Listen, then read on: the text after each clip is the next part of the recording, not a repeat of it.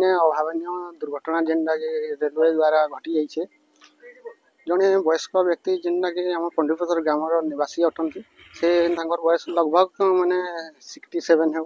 से माने फाटक अतिक्रमण करला बेले दुर्घटना जो प्राण हर तो अपन का दाबी दाबी आम दाबी एटा रहा कि गत 22-24 आमर इने रेलवे तरफ आड़ आम गवर्नमेंट सरकार द्वारा गोटे इने अंडर पासिंग ओवरब्रिज माने उद्घाटन करा से कार्यटा एजाए हैनी सेटा जेते जल्दी हेता तो आम एटा नीतिदिनिया गमनागमन रास्ता है जेनते कि हमें लगभग इने माने 6 नु 7 खण गाँ ए रास्ता फाटक पार करके जावा आसबार करछुं से लगी ये अंडर